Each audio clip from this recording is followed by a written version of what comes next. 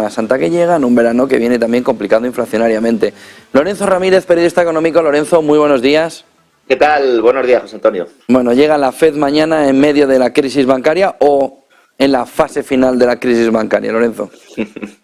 Hombre, yo entiendo que es difícil, ¿no? Vivir con miedo todos los días y que estar preocupado es complicado, pero aunque ayer los mercados se tomaron un respiro y parece que también están arrancando con cierto optimismo, hay que asumir que las crisis bancarias no duran un par de semanas, nunca han durado un par de semanas y esta tampoco va a durar un par de semanas. Yo siento ser un poco aquí el Pepito Grillo del programa, pero debemos ser conscientes de que estamos al principio de un proceso que siempre es complicado, que tiene altibajos, hasta que se van despejando las dudas sobre la calidad del balance de las entidades financieras, que en estos momentos no sabemos cuál es la calidad de ese balance. Tampoco lo sabíamos hace un mes. Lo que pasa es que nos habían producido una serie de acontecimientos que han iniciado, que han prendido esa mecha, ¿no? El caso de Credit Suisse es paradigmático. Fíjate, ha sido vendido, entre comillas, ¿no?, por 3.000 millones más otros 9.000 millones en garantías públicas, cuando en teoría su capital de máxima calidad supera los 50.000 millones. Evidentemente, esta cifra no puede ser cierta, ¿no? Y el problema aumenta cuando comprobamos como en el pacto de fusión con UBS pues se han volatilizado los ahorros de los que tenían bonos convertibles, algo que ya tú el fin de semana empezaste a apuntar como algo relevante, ahora ya aparece en todos los medios. La verdad es que tú, como no descansas nunca, pues el fin de semana estabas ya hablando de esto, que es muy relevante. Es una operación que seguramente acabará en los tribunales porque supone saltarse el orden de prelación en las intervenciones bancarias. Es tan evidente que hasta el Banco Central Europeo ha salido a la palestra para decir que en el caso de que se intervenga un banco europeo, esto no se va a realizar, al mismo tiempo que nos dicen que no hay ningún problema en un banco europeo, ¿no? El problema es fundamental y no tiene nada que ver con el sector bancario, o lo tiene todo que ver, y es el de la mentira, José Antonio. Porque si se dijera la verdad, el pánico sería mayor. Entonces, mientras los bancos centrales y los gobiernos dicen que la situación está controlada, pues ponen en marcha planes de emergencia, pues como el anunciado también a finales del domingo para suministrar liquidez a todo Occidente en dólares, mostrando lo que algunos llevamos tiempo denunciando ya. Estaba escuchando antes a Pablo Gil mencionar el año 2018 y el 2019. El sistema se rompe completamente en otoño de 2019, cuando interviene la Reserva Federal en ese mercado de repos, en un rescate que recordarás que nos dijeron que era temporal, luego fue permanente, luego llegó una pandemia, luego la posterior guerra entre la OTAN y Rusia en Ucrania, y digo bien la OTAN y Rusia, porque la guerra entre Ucrania del Este y Ucrania del Oeste llevaba ya desde 2014, y todo esto tapa una realidad, agravándola al utilizar estos elementos como excusa para seguir aumentando esos balances de los bancos centrales y el gasto público y sentando las bases de una inflación que se ha convertido en estructural. Y ahora los bancos medianos de Estados Unidos acaban de pedir al Fondo de Garantía de Depósitos, es decir, a la Administración de Estados Unidos, a la propia Casa Blanca, que se garanticen todos los depósitos bancarios durante 2 años en el país o habrá más quiebras en las próximas semanas. El Tesoro lo está evaluando.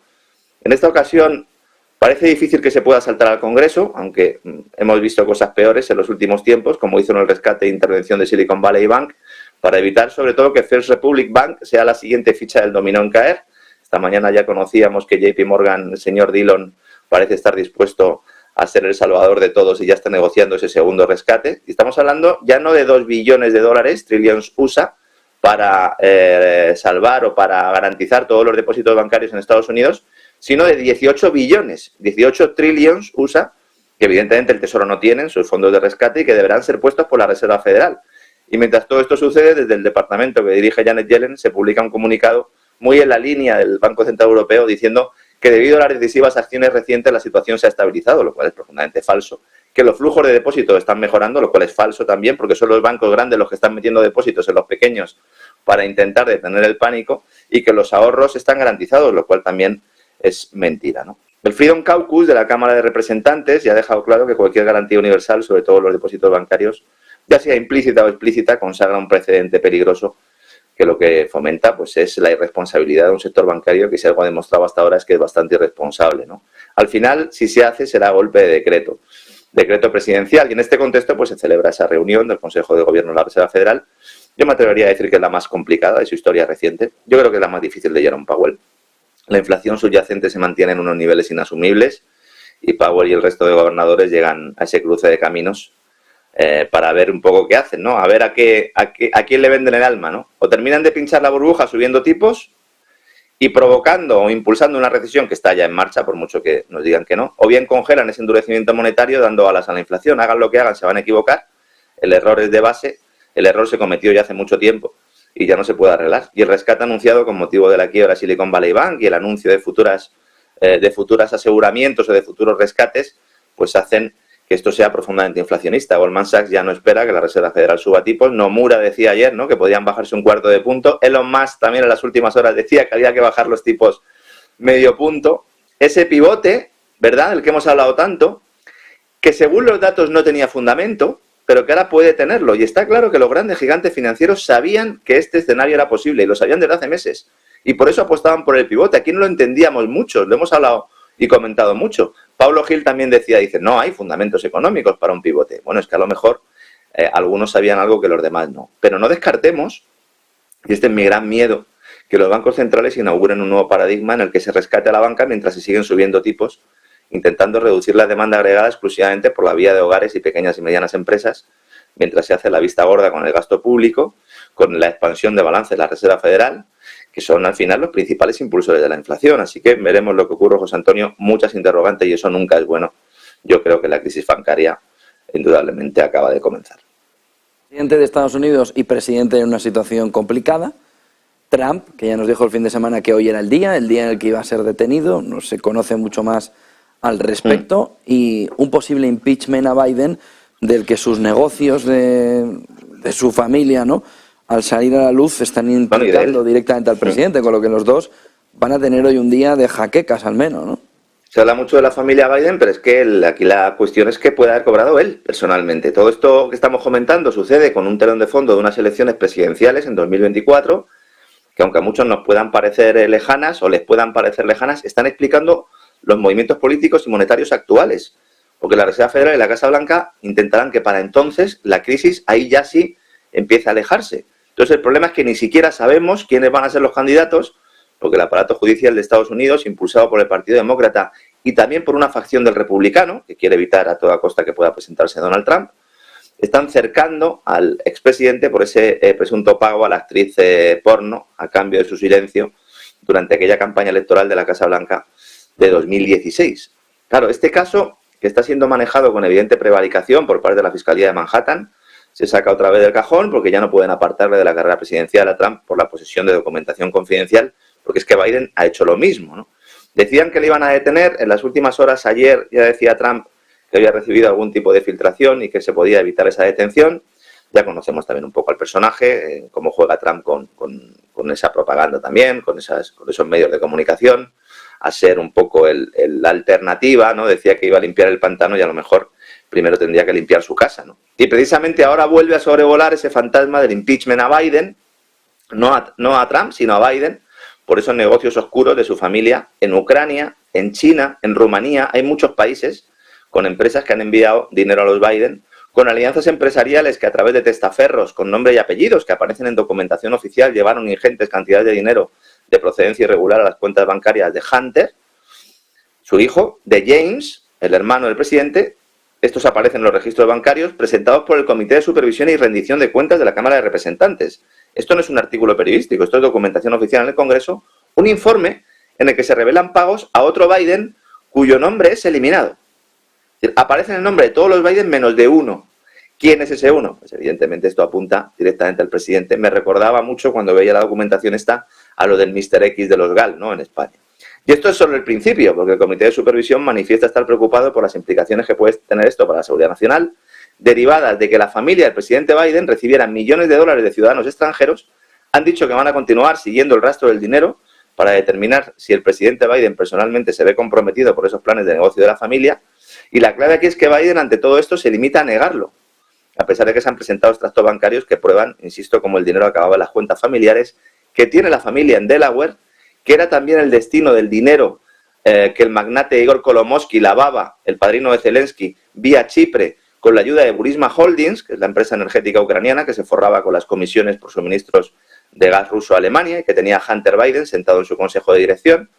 Un Hunter Biden que lo único que ha hecho para defenderse es demandar al dueño de la tienda de informática donde llevó el portátil a arreglar, acusándole de divulgar información confidencial, ¿no? Hombre, yo creo que aquí al que hay que demandar es a Hunter por haber sido tan imbécil, ¿no?, de haber llevado el ordenador a arreglar a una tienda y luego pues que sucediera todo lo que sucedió. Ellos en ningún momento niegan, sobre todo Hunter, que esa información sea real, sino que se haya hecho pública, ¿no? Al final, como siempre, se mata al mensajero, José Antonio. Tenemos dos cuestiones clave en geopolítica, además de esa reunión que estamos viendo alrededor de Xi Jinping y Vladimir Putin en Rusia, China y Rusia mirando a ver ese proceso de paz, pero alrededor el FMI había llamado la atención cómo ha modificado su criterio de enviar dinero de países a Ucrania, y por otro lado ese temor que tiene ahora mismo la OTAN ha comunicado de que Rusia dinamite el tubo noruego del Báltico, que está centrándonos también la fotografía, algo que sería extraño por parte de Rusia, ¿no? Bueno, se puede vengar. Es que aquí la gran cuestión es esa. Ahora la OTAN teme la venganza, sobre todo después de ese reportaje de Seymour Hersh y después de que pues prácticamente ya todo Occidente sepa que aquello fue un inside job, que fue un atentado terrorista, porque es terrorismo de Estado al final, ¿no? Cometido, pues no sabemos exactamente por quién, pero hay diferentes versiones y todas implican a los mismos, ¿no? A ucranianos, a polacos, a británicos y a estadounidenses con la colaboración del gobierno noruego. No olvidemos que el día famoso de autos, cuando estallan los Nord Stream 1 y 2, se inauguraba el Baltic Pipe, que era el proyecto estrella de Noruega para llevar gas a Polonia, y Polonia pues de alguna manera se quería convertir en una especie de nodo o hub, como está tan de moda decir ahora mismo, y servir un poco también de puerta a ese gas y llevarlo al centro de Europa, ¿no? Ahora mismo la OTAN teme que se pueda producir algún tipo de ataque.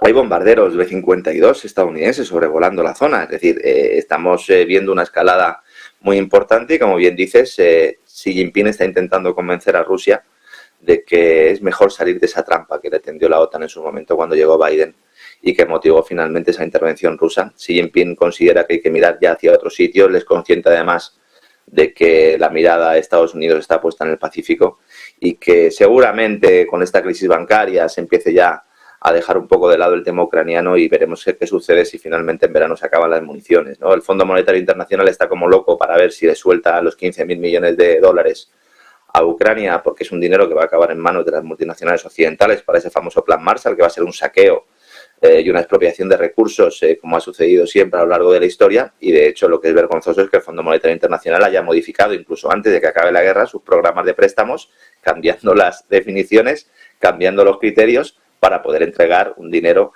exclusivamente a Ucrania. Recordemos que el Fondo Monetario no puede entregar así el dinero como así en países en guerra, y han decidido pues modificarlo, sin mencionar expresamente a Ucrania, pero han decidido modificarlo, diciendo que para países que se enfrenten a una incertidumbre excepcionalmente alta, pues se les puede entregar el dinero, una definición que es muy amplia. Luego especifica que tienen que ser países que sufran perturbaciones exógenas que están fuera de control de las autoridades del país. Bueno, ¿qué país no está sufriendo este tipo de perturbaciones, no? Y sobre todo, pues porque hay que tener en cuenta que aquí hay unos intereses comerciales muy importantes en ese famoso plan de reconstrucción, Plan Marshall, que en realidad ya ha comenzado porque hay muchos empresarios occidentales que están allí poniendo la cuchara, y con un BlackRock, no olvidemos, esa gestora, la mayor del mundo, de Larry Fink, que aspira a gestionar buena parte de estos fondos, ¿no? Veremos lo que sucede en los próximos meses, pero fuentes militares me indican que en verano pues podría esto ya ir tocando a su fin, y al final iremos viendo cómo esas aguas se van reconduciendo. La mala noticia es que esas aguas turbias irán a otro sitio, igual que cuando acabó Afganistán empezó Ucrania, o continuó Ucrania, pues luego seguramente nos vayamos al Pacífico. A ver qué hace Australia, a ver qué hace Japón, que son los elementos que quiere utilizar Estados Unidos para llevar la guerra a las puertas de China, y a ver si China pues también entra en ese juego o se mantiene como hasta ahora defendiendo la paz, porque hasta ahora China lo que ha defendido es la paz, aunque a muchos pues les pueda parecer extraño y a otros directamente les moleste, José Antonio. Y un último punto, escribes hoy en Mercados que las farmacias españolas estarían quedando sin algunos medicamentos. ¿Qué es lo que está sucediendo? Bueno, sin algunos, sin muchos. En estos momentos faltan 744 medicamentos en las farmacias españolas. No 744 cajas, sino 744 medicamentos completos. Las farmacias españolas están sufriendo graves problemas de desabastecimiento como consecuencia de una deficiente gestión por parte del gobierno español, porque esto es un problema que viene un poco de lejos, porque se llevan años adoptando decisiones en materia sanitaria que presionan el suministro y también reducen la calidad de atención al paciente. Yo creo que esto no hace falta una exclusiva en ningún periódico para contarlo, todos lo sabemos cuando vamos al médico de la Seguridad Social y también al médico privado, porque también están muy presionados por ya no solo por la pandemia, sino por por la mala gestión, ¿no?, que se hace de la administración sanitaria española. Y luego pues el tema de las farmacias, ¿no?, que los mantienen ahí como si fueran una especie de dependientes cuando podrían hacer muchas más labores que ellos quieren hacer, porque esto es una crítica que siempre se hace a las farmacias, que ellos no quieren, ellos sí quieren, lo que pasa es que no les dejan, ¿no? Podrían dar un servicio adicional a la atención primaria, ¿no? Y todo el problema del desabastecimiento, de la escasez de medicamentos, se ha agravado como consecuencia precisamente de las cadenas de oferta globales derivados en su momento de la crisis pandémica y ahora de las sanciones boomerang. Claro, Alemania, el polo químico alemán es fundamental para garantizar esa exportación y ese suministro de medicamentos a toda Europa. Es verdad que muchos de los principios activos se reciben de China, pero Alemania es país fundamental como proveedor y ha perdido producción por esa ruptura de la alianza energética con Rusia. Volvemos otra vez a lo mismo, ¿no? A todas esas consecuencias que han tenido pues tanto la voladura de los gasoductos como la voladura de los puentes diplomáticos, ¿no? Los ciudadanos llevan tiempo viendo cómo cuando acuden a su farmacia no están disponibles los medicamentos que les han sido recetados, sin existir siquiera la posibilidad de ser encargados para su posterior recogida. Las redes sociales esto pues lo llevan denunciando desde hace mucho tiempo y decidí investigarlo, porque digo, esto tiene que tener un fundamento y según el registro CIMA de la Agencia Española de Medicamentos y Productos Farmacéuticos, en las boticas españolas en estos momentos, bueno, al menos anoche, que fue cuando terminé la información, faltaban 744 fármacos, entre ellos varios tipos de antibióticos, ¿no? Y esto es tan evidente que, bueno, pues las asociaciones que representan los intereses de los farmacéuticos están pidiendo una especie de excepción ibérica a los medicamentos, utilizando un poco la misma expresión del mercado energético para luchar contra unos problemas coyunturales y estructurales del sector, ¿no? Porque vemos cómo el incremento de la demanda de medicamentos se dispara y el precio medio de las recetas baja, lo cual aquí hay un problema. Yo entiendo que hay ya mucha gente que piense, bueno, pero ¿qué nos estás diciendo, Lorenzo? ¿Que hay que subir los precios de los medicamentos? Bueno, pues es indiscutible que cuando se produce escasez en los mercados internacionales, los países que consiguen cubrir su demanda son aquellos que están dispuestos a pagar más. ¿Esto implicaría un aumento del gasto sanitario? No. Esto implicaría una reestructuración del gasto sanitario, que si es algo en España es ineficiente. Y aunque en estos momentos el problema del desabastecimiento afecta a las farmacias de toda Europa, es verdad, pero España es uno de los países más perjudicados por esta política de precios. Fíjate, José Antonio, hay un dato que es revelador. Hay medicamentos en los que el envoltorio es más caro que el principio activo con el que se ha realizado ese medicamento. Y esto, evidentemente, pues tiene unas consecuencias brutales para el abastecimiento, ¿no?